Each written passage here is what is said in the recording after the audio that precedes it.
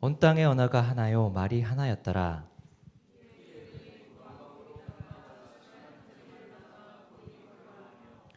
서로 말하되 자 벽돌을 만들어 견고히 굽자 하고 이에 벽돌로 돌을 대신하며 역청으로 진흙을 대신하고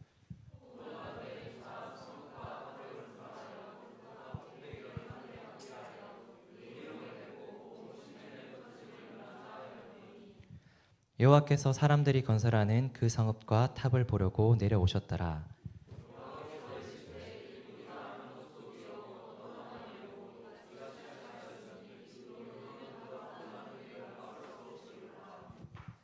자 우리가 내려가서 거기서 그들의 언어를 혼잡하게 하여 그들이 서로 알아듣지 못하게 하자 하시고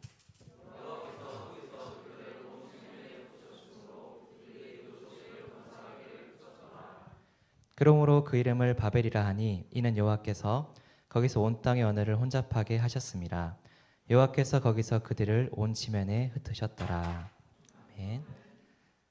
목사님 나오셔서 우리의 이름을 내고라는 제목으로 말씀을 증거하실 때 큰 도전과 은혜를 받으시기를 소망합니다. 아멘. 감사합니다.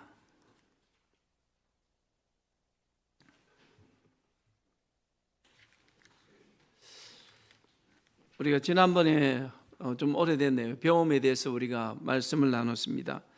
하나님께서 이 배움을 우리에게 허락해 주셨고 사실 이 배움을 창조하신 분이 하나님이시죠.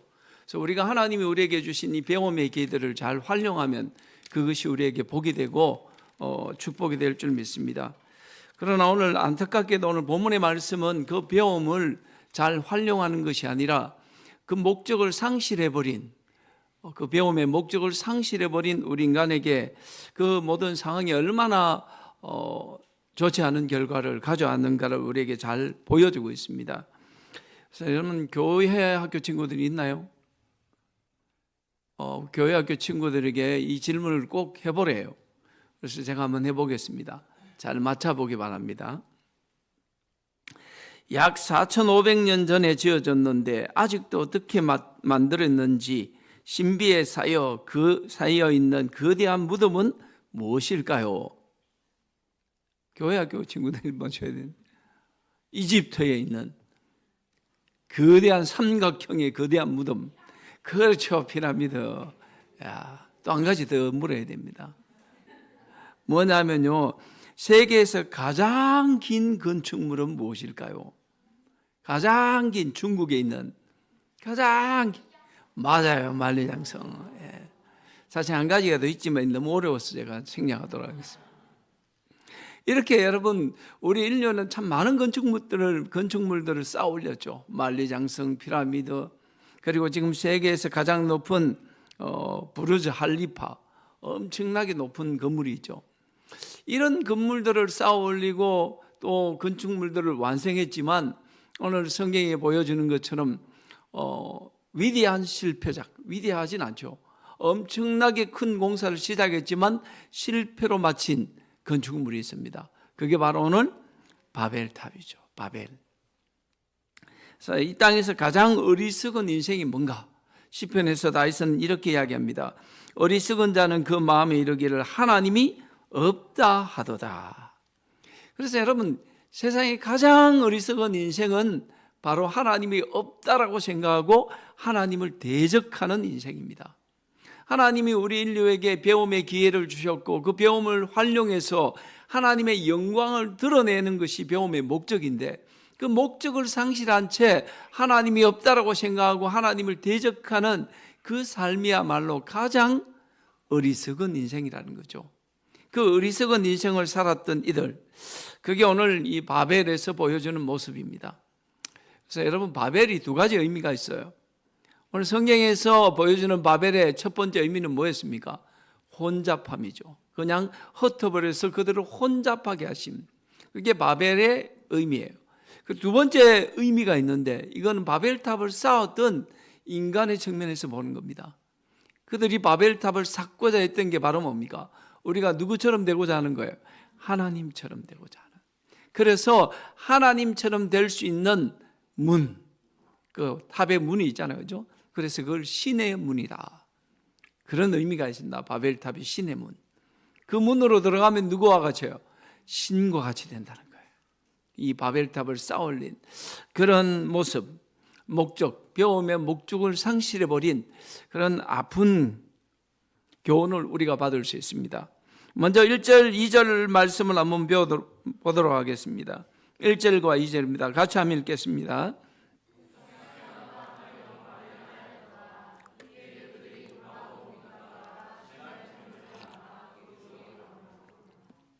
먼저 여러분 1절에 보면 온 땅의 언어가 하나요, 말이 하나였더라. 예전엔 구음이 하나요, 언어가 하나였더라 했는데, 여러분 언어가 하나고 말이 하나인데요, 언어와 말의 차이가 뭘까요? 언어와 말의 차이, 하나는 사파하고 하나는 데바림이라는 히브리어로. 사실 이게 큰 차이가 없는 거지만요, 영어 성경에 보니까 하나는 랭귀지고 하나는 월드예요. 랭귀지, 언어. 그죠? 하나는 말. 이 차이가 어디 있을까요? 그래서 학자들은 그렇게 이야기해요. 여기에 사파는 언어 소통의 수단이다. 그래서 겉으로 드러나는 말의 형식, 랭귀지에 해당하겠죠. 또 하나는 뭐예요? 내용이 담겨 있는 생각들, 말, 언어, 월드. 여러분 이게 큰 차이가 없는 거지만요, 우리가 영어를 해보면 영어나 외국어를 배워보면 그렇잖아요. 우리가 외국 사람들과 소통은 돼요. 영어를 좀 공부하면, 여러분 프랑스어를 공부하고 일어를 공부하면 그 현지인과 소통이 되죠. 이건 랭귀지예요. 그런데 소통만 된다고 해서 우리가 그들을 이해하는 건 아니죠. 문화가 다르잖아요. 그래서 여러분 언어가 하나고 말이 하나란 말은요, 소통하는 전달 수단뿐만 아니라 생활 양식과 모든 문화가 하나였다는 걸 의미하는 겁니다. 말과 형식이 하나가 되어서 일체된 문명을 살아가고 있는, 그게 여러분 말과 언어가 하나였다는 의미라고 저는 생각해요. 단순히 여러분 말로 소통하는 게 문제가 아니고 이 소통을 통하여서 큰 문화가 공동체를 이루어서 살아갈 수 있는 그런 게 하나였다는 것을 의미하죠. 그래서 여러분 언어가 하나란 말, 말이 하나란 말은 굉장히 우리에게 좀 마음에 감동을 주는 것 같아요. 그럼 영어 공부할 필요도 없고 제2외국어를 공부할 필요도 없고 다 저절로 말이 되니까요. 얼마나 좋은 세상이에요. 제가 제미나이에게 한번 물어봤어요. 제미나이의 뜻이 뭐지? 쌍둥이래요. 그 쌍둥이란 말은 물론 그 핵심 부서를 두 개를 합쳤기 때문에 그런 쌍둥이라는 표현을 쓰는데요, 이 인공지능이 추구하는 목적이 뭘까? 첫 번째 목적이 뭔지 아세요? 언어의 통합이에요. 어떤 언어든지 자기들을 통하여서 모든 언어가 소통되도록 하는 게 자신들의 첫 번째 목적이라는 거예요. 이게 여러분, 그러니까 인공지능이 이루고자 하는 게 오늘 바벨탑에서 말하는 언어가 하나라는 그 의미를 이루어가는 거예요. 그리고 탑을 쌓듯이 그들은 뭐예요? 지식과 정보의 탑을 쌓아가는 거죠. 어떻게 보면 굉장히 비슷하죠, 그죠? 근데 여러분 공부를 안 해도 되고요. 앞으로는 모든 게 기회 하나만 있으면 서로 다 소통한다 그러잖아요. 지금도 여러분 외국에 가면 어플 하나가 있으면 내가 한국어로 말하면 그 사람에게 자신들의 언어로 전달돼서 보여줄 수 있잖아요, 그죠? 좀 있으면 그런 것도 필요 없는 세상이 온대요. 내가 이야기하면 그냥 저쪽에서는 그냥 알아듣는 거예요. 그런 세상. 언어가 하나였어요. 말이 하나였어요. 굉장히 편리하고 그들은 말뿐만 아니라 소통의 문제뿐만 아니라 모든 살아가는 생활 양식 자체가 다 하나였어요. 그러니까 서로 헷갈릴 필요가 없어요. 문화가 다르다는 게 여러분 얼마나 어렵습니까? 예전에 제가 생각하는 초등학생의 그림은요, 손에 구몬학습을 들고 한 손에는 구몬학습, 한 손에는 빨간색 그 팩에 딸기 맛 음료를 든 게 예전에 초등학생의 그림이었잖아요. 요즘은요, 한 손에 휴대폰으로 넷플릭스를 보고요, 한 손은 아이스 아메리카노를 들고 있는. 초등학생의 그림이 완전히 바뀌어 버렸어요. 완전히. 문화가 완전 다르죠. 그런데 내가 생각하는 초등학생으로 생각해서 아이들에게 접근하면 소통이 되지 않는 거예요. 같은 말을 쓰는데도 이미 뭐예요? 문화가 다르다는 거예요. 아이들이 뭘 생각하고 있는지, 어떤 문화를 가지고 살고 있는지 어른들은 몰라요. 부모들은. 같은 공간에 살고 있지만 우리는 다른 세상을 살고 있는 거죠. 그러니까 아이들이 때로는 답답해하고 엄마 아빠는 나를 이해를 못하는 것처럼 보이고, 소통의 부재, 이게 문화의 차이에서 오는 거죠. 그런데 이 당시에는 그게 없었단 말이에요. 다 통일된. 소리라는 게 그렇잖아요. 소리라는 게 같은 음식을 먹고 또 같은 문화 속에 살면 이 입구조 자체도 그렇게 바뀐대요. 그러니까 같은 말을 쓰게 되는 거죠. 그러니까 다를 게 없으니까 모든 게 편리하고 모든 게 좋은 세상이에요. 하나님께서 이런 좋은 세상을 주셨으면 좋은 일을 해야 되겠죠. 그래서 2절에 한번 보십시오. 이들이 어떻게 됩니까? 이에 그들이 동방으로 옮기다가 시날 평지를 만나 거기 거류하며. 시날이란 두 강이란 뜻이죠. 하나는 유브라데 강과 하나는 티그리스 강이 만나는. 그래서 지금도 여러분 그 시날 평지는 이집트 바그다드에서 한참 밑쪽으로 보면요, 아래쪽에 있는데 이 평지는 두 강 사이에 있어요. 두 강 사이에. 우리 역사 지리를 배우는 성경 우리 방 동아리 분들은 아마 기억하실 겁니다. 두 강 사이에, 그죠? 두 강 사이에 이 시날 평지가 있다고요. 그리고 시날이 가지는 의미 중에 하나는 가장 중요한 것은 하나님이 이 땅을 홍수로 심판하고 난 뒤에 노아가 처음으로 제단을 쌓았는 곳이 바로 시날입니다. 그러니까 그것은 어떤 의미예요? 새로운 시작. 하나님의 심판이 끝나고 이제 하나님의 새로운 출발이 있는, 어떻게 보면 굉장히 거룩한 장소. 그게 바로 시날이죠. 그래서 이 땅은 두 강 사이에 있다 보니까 굉장히 기름진 땅이고요. 사람이 살기에 너무너무 좋은 땅. 그것이 오늘 시날 평지였습니다. 이렇게 여러분 부족함이 없는 곳에 하나님은 살게 하셨고요. 그리고 또 그들은 한 모여서 말이 하나고 언어가 하나에서 같은 공동체를 이루며 하나님이 살도록 해주셨다는 거예요. 그럼 그곳에서 여러분 뭐가 나와야 될까요? 하나님이 이렇게 풍족함을 주셨고 하나님이 언어가 하나가 되도록 같은 문화에게 같은 공동체를 가지고 살 수 있도록 이 좋은 땅, 비옥한 땅에 그들을 두셨으면 노아가 했던 것처럼 거기서 하나님께 제단을 쌓고 하나님께 영광을 돌려드려야 마땅한데, 그래서 운명이 발생하잖아요, 그죠? 근데 그 배움을 가지고 그 목적을 잃어버리는 그런 모습을 우리에게 보여줍니다. 그게 3절 이하에 나오죠. 한번 보십시오. 먼저 3절입니다. 같이 한번 보도록 하겠습니다. 3절 같이 읽겠습니다.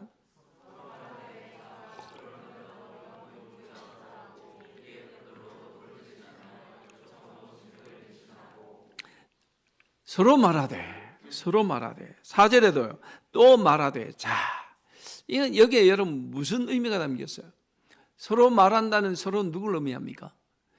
이 신할 땅에 와서 같이 같은 말, 같은 언어를 쓰면서 같은 문명 속에 살던 그들끼리 이야기하는 거예요. 그들끼리. 여기 서로 말한다는 것은 지금 누구를 배제하고 있는 거예요? 하나님을 배제해버린 거예요. 그래서 인간적으로 이곳에 모인 우리끼리 멋진 세상을 만들어보자. 그렇게 시작되는 거죠. 여러분, 모든 배움의 타락은 여기에 있어요. 하나님을 배제한 채 인간들이 뭔가를 계획하기 시작하는 거죠. 인간들이 무엇을 계획하고 뭔가를 꾸미면서 뭘 이루어보겠다 하는 그 순간부터 그 공동체는 그 본래의 목적에서 벗어나기 시작하는 거죠. 그래서 여러분, 그들이 한번 보세요. 3절에 먼저 뭘 하자 합니까? 돌 대신에 벽돌로 돌을 대신하고 역청으로 진흙을 대신하자. 여러분, 돌은 자연적인 거죠. 그런데 이 돌은 우리가 아는 대로 어떻게 해요? 이 모가 나 있기 때문에 서로 아흐를 맞추기 굉장히 힘들어요. 그리고 그 돌 사이에다가 진흙을 바르면 진흙은 쉽게 말라버리고 갈라져 버리죠. 그러니까 나중에 이 탑이 높아지면 높아질수록 하중을 견디지 못해요. 그래서 이 돌을 쓰는 것이 아니라 뭘 쓰기 시작합니까? 벽돌을 구워내기 시작해요. 문명이란 게 발달하기 시작하죠. 발전하기 시작합니다. 자연적인 것에서 인위적인 것으로 벽돌을 만들기 시작해요. 그리고 그 엄청난 높이 쌓아 올려야 되니까 하중을 견디기 위해서 진흙 대신에 뭘 바릅니까? 역청을 바랍니다. 역청이 뭘까요, 여러분? 역청은 쉽게 이야기해서 천년 아스팔트라고 생각하면 됩니다. 아스팔트 있죠? 우리 시커먼 도로. 그게 막 깔고 우리 공사 현장을 많이 봤잖아요. 그래서 그게 휘발성이 정발하고 남으면 굉장히 단단해지죠. 그게 역청의 의미라고 생각합니다. 지금의 이 아스팔트는 우리가 인위적으로 만들지만 천년 아스팔트가 있대요. 그게 역청이란 겁니다. 그걸 바르니까 어떻게 해요? 벽돌과 벽돌 사이에 이걸 바르니까 지금 우리 시멘 바르듯이 그죠? 굉장히 견고해지고 그러니까 탑을 높이 쌓아도 그 하중을 무게를 견딜 수 있는 거예요. 그렇게 해서 뭘 쌓아가기 시작합니까? 탑을 쌓기 시작합니다. 여러분, 사람은 참 배우면서 발전하죠. 처음엔 이 돌을 가지고 건물들을 짓기 시작하다가 그런데 이 돌로만 부족하다는 것을 알고 이제 진흙을 이겨다가 구워서 벽돌을 만들어냅니다. 그리고 벽돌을 딱 쌓아 올리면서 역청을 바르면서 무게를 견뎌내는 법을 배워가죠. 배움 자체는 참 아름다운 거예요. 뭔가를 배워가고 뭔가를 발전한다는 것은 굉장히 좋은 일이잖아요. 그런데 이 배움을 악용하게 되면 그때부터 문제가 생기는 거예요. 왜냐하면요, 사절도 한번 보도록 하겠습니다. 사절 같이 한번 읽어볼까요? 또 말하되 자 성읍과 탑을 건설하여 그 탑 꼭대기를 하늘에 닿게 하여 우리 이름을 내고 온 지면의 흩어짐을 면하자 했더니 그들 뭘 짓기로 결정했습니까? 성읍과 탑이라고 그랬죠. 도시입니다. 큰 도시. 큰 도시로 만족하면 되지 탑은 왜 쌓기로 결정했을까요? 탑을 쌓는 이유는 분명하죠. 그들은 얼마 전에 있었던 노아 홍수를 생각하는 거예요. 이제 똑같은 홍수가 우리에게 밀려온다 할지라도 홍수에 쓸려 내려가지 않을 만큼 견고하고 높은 탑을 쌓으면 더 이상 우리는 물의 심판에 대해서 두려워할 필요가 없다는 거예요. 그래서 그들은 탑을 쌓기 시작합니다. 하늘 꼭대기까지 한번 탑을 쌓아보자. 이게 인간의 계획이었습니다. 그리고 그 모든 계획의 끝에 뭐가 있습니까? 그 탑 꼭대기를 하늘에 닿게 하여 뭘 낸다고요? 우리 이름을 내고.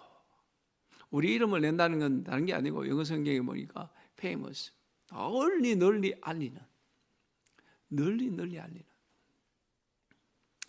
여러분, 배움의 목적은 그 배움을 통해서 우리가 발전하고 그 발전을 통해서 하나님께 영광 돌리는 것이 원래 배움을 창조하신 하나님의 계획이었어요. 그런데 이 하나님의 창조가 죄가 들어오고 인간이 타락하게 되니까 그 깨어져 버린 배움은 그 목적을 상실해 버리고 있죠. 결국 그 목적이 하나님의 영광이 아니라 어디에 초점이 맞춰집니까? 우리 이름을 내는, 우리 이름이 유명해지고 우리의 문명이 유명해지고 그래서 널리 우리의 이 멋진 문화를 알리는 그런 기념비적인 탑을 쌓자는 거예요. 이게 여러분 인간의 타락이었습니다. 그런데 여러분 우리 이름을 내고 우리 이름을 널리 알리는 것이 하나님의 뜻이 아니죠. 하나님께서는 우리에겐 오직 한 가지 이름만 주셨습니다. 사도행전에 있는 말씀처럼 다른 이로서는 구원을 얻을 수 없나니 천하 인간에게 구원을 얻을 만한 다른 이름을 너희에게 주신 일이 없습니다. 그랬잖아요. 인간은 이 배움을 통해서 문명을 발전시키고 이 문명이 발전됨에 따라 오직 한 분 하나님의 이름을 드러내고 하나님의 이름을 선포하고 하나님의 이름을 알리는 것이 우리 인생의 목적이 되어야 하는데 그 목적을 상실해버리고 이 배움을 통해서 우리 이름을 내자는 거예요. 우리 이름을 알리자는 거예요. 하나님이 아니라 나의 영광을 드러내자는 거예요. 이게 여러분 타락한 모습이죠. 그리고 더 나아가서 뭐라고 그랬습니까? 흩어짐을 4절 보면 흩어짐을 면하자. 여러분 창세기 우리 1장과 2장에 한번 보세요. 하나님이 인간을 창조하신 목적이 분명하게 나오죠. 하나님이 이 땅에 인간을 창조하신 목적은 뭐예요? 이 온 천하를 다스리게 하고 생육하고 번성하는 거예요. 땅에 온 땅에 충만한 거예요. 근데 여기가 좋으니까 이 신할 평지가 너무너무 좋으니까 두 왕 사이에 비옥한 땅을 이루고 여기서 우리만의 언어로 우리만의 문명을 이루어서 우리끼리 참 멋지게 살자는 거예요. 더 이상 흩어져서 짐승의 공격으로부터 타인의 공격으로부터 당하는 그런 어려움이 없도록 우리만의 세상을 만들자. 이게 여러분 오늘 인간의 모습입니다. 우리는 어떨까요? 저는 한번 교회를 생각해 봅니다. 교회도 늘 이런 위험에 놓일 수가 있어요. 교회의 목적은 하나뿐이죠. 뭡니까? 온 천하에 주 예수의 이름을 선포하고 알리는 것이 교회의 목적이에요. 하나님은 살아계시고 하나님은 한 분이시고 하나님이 인간을 창조하신 목적은 인간으로부터 예배 받으시기 위함이라는 것을, 구원을 받을 만한 다른 이름이 없다는 것을 선포하는 것이 교회의 목적이고 사명이잖아요. 그런데 교회가 너무 은혜롭고 교회가 너무 좋으면요, 어떤 현상이 일어납니까? 우리끼리 여기가 좋사오니 이 신한평지 같은 이곳에 건축물을, 우리의 도시를 짓고 우리의 탑을 쌓아서 우리의 이름을 냅시다. 그때부터 교회는 타락하기 시작하는 겁니다. 그때부터 교회는 타락하기 시작하는 거예요. 교회가 왜 그토록 화려한 건물이 필요하고 멋진 것들이 필요합니까? 교회는 교회의 사명을 잊지 않는 것, 그게 저는 교회됨이라고 믿습니다. 그래서 어떤 상황에 놓이든 우리는 우리의 흩어짐을 면하자, 그렇게 이야기해서는 안 되죠. 오히려 우리는 흩어져야죠. 우리 초대 예루살렘 교회를 한번 생각해 보십시오.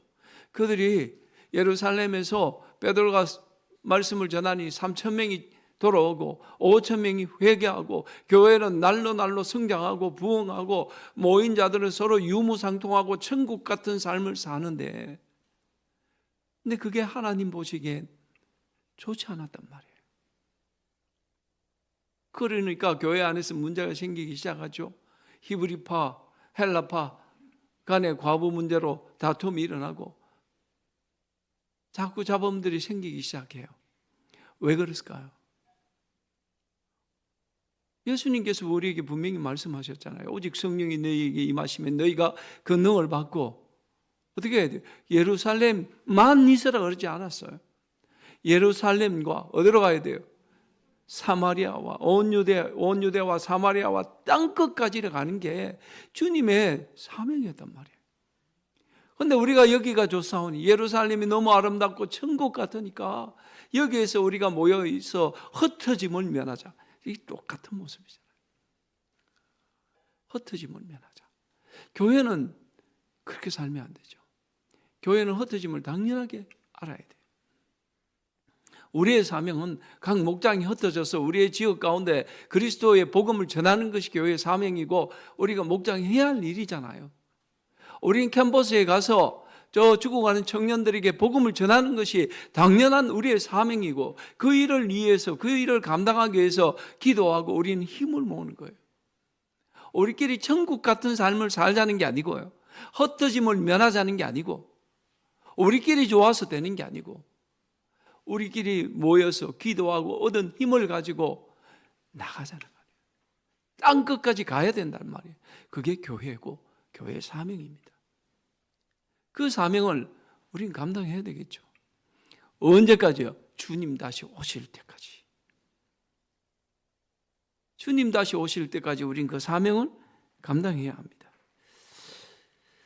그래서 여러분, 이 사명을 감당하는 우리 교회가 되기 위해서 우리는 더 은혜를 삼아하고 예배를 삼아하고 말씀을 삼아하고 그렇게 살아야 되겠죠. 여러분 오늘 한번 보십시오. 5절 말씀 한번 보세요. 하나님께서 어떻게 하십니까? 여호와께서 사람들이 건설하는 그 성읍과 탑을 보려고 내려오시죠. 인간이 아무리 꼭대기를 높이 쌓아도요, 탑을 높이 쌓아도 그냥 하나님은 위에서 보시는 거예요. 내려오시는 거예요. 시편에 보면 그 말씀이 있죠. 하늘에 계신 자가 웃으시며. 인간들이 이 땅에서 막 우리의 이름을 내고 흩어짐을 면하자 하기 위해서 성읍을 쌓고 성읍을 만들고 그 발전된 배움을 가지고 탑을 쌓을 때에 하늘에서는 하나님께서 보고 웃으시는 거예요. 우리가 쌓아 올린 탑들, 우리가 이룩한 과학 문명들, 하나님 보시기엔 그냥 웃으시는 거예요.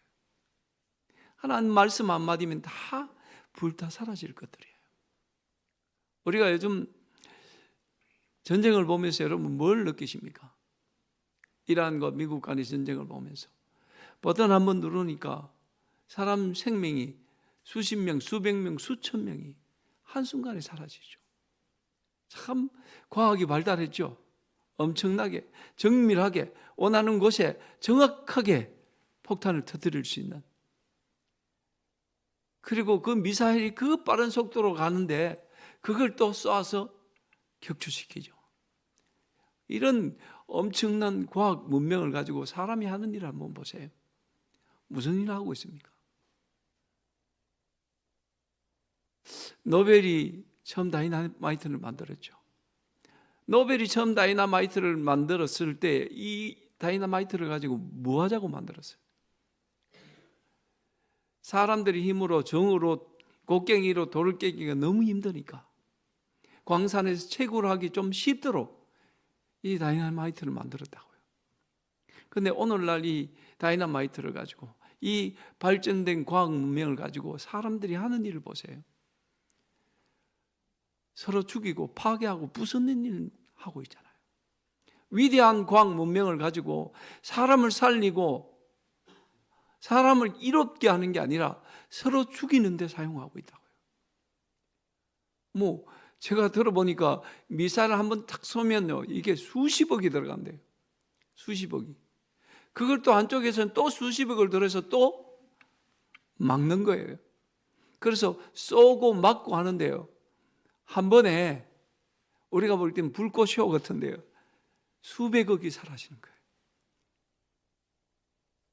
그게 여러분 우리가 이룩한 과학 문명입니다. 뭘 자랑할 수 있을까요? 우리는 뭘 자랑해야 됩니까? 너무 가슴 아픈 일이잖아요.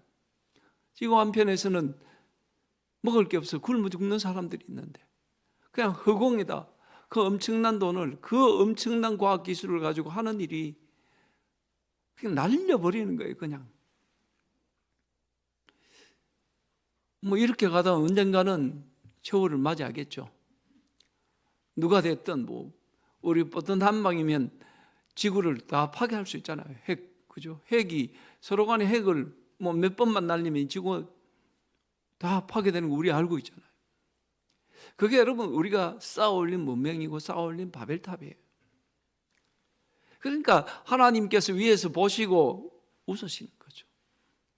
우리는 그렇게 위대한 문명을 이뤘다고 하지만 하나님께서 보시기에 그래 너희들이 그 위대한 문명을 가지고 과학 문명을 가지고 하고 있는 일이 뭐야 지금? 그러면 우리가 무슨 말을 할 수 있을까요? 그래서 하나님께서 한번 보세요. 6절과 7절 말씀 같이 한번 읽어볼까요? 여호와께서 이르시되 이 무리가 한 족속이요 어느도 하나이므로 이같이 시작하였으니 이후로 그 하고자 하는 일을 막을 수 없으리로다. 자 우리가 내려가서 거기서 그들의 언어를 혼잡하게 하여 그들이 서로 알아듣지 못하게 하자 하시고. 그래서 하나님이 지면에 흩어버리잖아요. 그죠? 8절에 보면 여호와께서 거기서 그들을 온 지면에 흩으셨으므로. 그러니까 하나님께서 이 인간들 언어가 하나이고 문명이 하나이고 엄청난 배움을 가지고 탑을 쌓았고 도시를 쌓았던 그 인생들을 흩어버리신 방법이 뭡니까? 하나님이 어떻게 그들을 흩었어요? 언어를 혼잡게 하셨죠. 언어를 혼잡게 하시니까 그냥 저절로 흩어지게 되는 거예요. 위에서 여러분 한번 생각해봐요. 탑을 샀는데 위에서 그거 벽돌 좀 올려줘. 끈을 당겨. 그러는데 끈을 놔버리면 말이 안 통하니까 더 이상 진행할 수 없는 거죠. 그래서 오늘날 이런 사태가 벌어진 것 같아요. 우린 영어도 공부해야 되고 일어도 공부해야 되고 중국어도 공부해야 되고 그래서 다 포기해버리잖아요. 여러분, 하나님께서 인간을 그 시나리오에서 흩어버리는 방법은요, 그 언어를 혼잡케 하심이에요. 단지 여러분 말뿐일까요? 오늘 깨어진 가정의 모습을 한번 보십시오. 깨어진 가정의 모습의 공통점은 뭔지 아세요? 언어가 혼잡게 되었어요. 남편이 하는 말을 아내가 알아듣지 못해요. 아내가 하는 말을 남편이 알아듣지 못해요. 언어의 소통의 부재입니까? 같은 말을 하고 있어요. 같은 한국어를 쓰고 있어요. 그런데 깨어진 가정은 서로가 서로의 말을 이해하지 못해요. 하나님께서 언어를 혼잡케 하시니까요. 남편이 아내 말을, 아내가 남편 말을, 부모가 자녀들의 말을, 자녀들이 부모가 하는 말을 알아듣지 못하는 거예요. 그러니 여러분, 저와 여러분들이 기도해야 될 것은 뭘까요? 우리 가정이 하나된 가정이 될 수 있도록 언어를 회복해 달라고. 제가 말하는 언어의 의미를 아시겠죠? 하나님께서 회복해 주셔야 돼요. 하나님께서 깨어진 우리 가정의 언어를 회복하게 해 주셔야 돼요.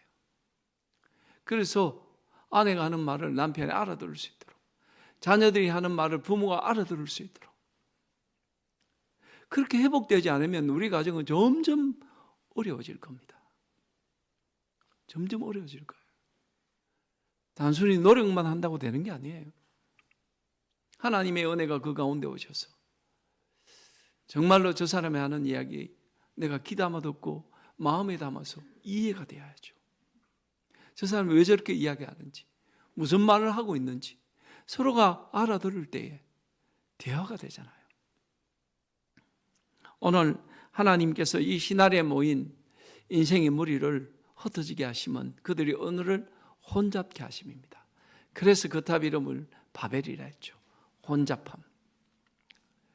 인생들은 하나님이 계신 곳에 가고자 신의 문을 만들었습니다. 그러나 하나님은 그 바벨을 어떻게 해요?